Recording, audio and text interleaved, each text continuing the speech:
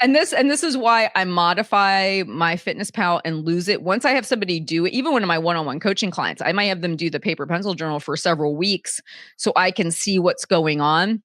But if they're like, "Hey, I'm gonna be way more effective if I use a digital one," we'll modify their digital one and still do the same process.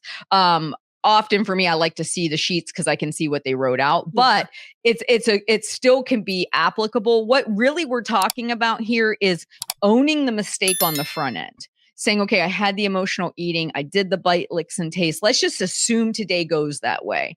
Well, you also have the ability to not do those behaviors as the day progresses, right? Or to my point, you might have 2 Snickers bars, but usually in the past, you'd be like, "Oh man, I've already messed up.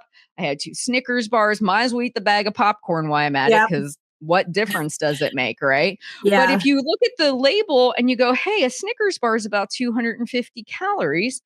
I've only come in at 500. I could save that other 250 and make a slight improvement to today."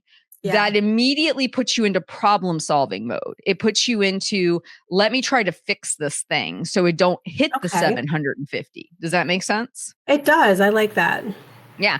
And most people actually get a better relationship with tracking when they do this approach because you look at the ugliest thing right away. You can't, it doesn't typically get much worse than a 4,500 calorie day for most people. So then as the day progresses and you say, "Oh, I didn't eat that, I can delete it," or "I didn't have this, I can delete it," the day just gets better and better and better. And you're like, "Oh, this is so nice." So instead of going to bed feeling like, "Oh man, I screwed over today," you go to bed saying, "Oh, I improved this, this, and this today," right? It's a Yeah. it's a shift in perspective.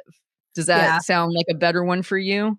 Absolutely, it does. I also started like in the notes section too, like the days that I did have that were bad, even if I didn't log, I wrote down how I felt physically Yes. at the end of the day because the indigestion and like the not sleeping, Mhm. it was hard. So I've even been trying to like incorporate that a little bit into it, but Oh, maybe I should perfect. evaluate every day, even the good days Yeah. with that. Be But because what I was gonna tell you is now that you're doing it this way, you might be shocked how many nights you're deleting stuff. You're like, "Oh, I yeah, didn't do that today." Or when you even go to get your kids macaroni and cheese or chicken nuggets, you think, "I don't know if I really want to spend 250 calories on this. I could maybe hold off on it today." And then there, boom, is a 250 calorie bonus, which maybe on the weekend you and hubby want to go to a nice restaurant and you'd rather have those 250 calories to get a glass of wine or something. You know what I mean? yeah, yeah, that'd be nice. Okay. All right. So do you feel like this is a good plan for you? I do.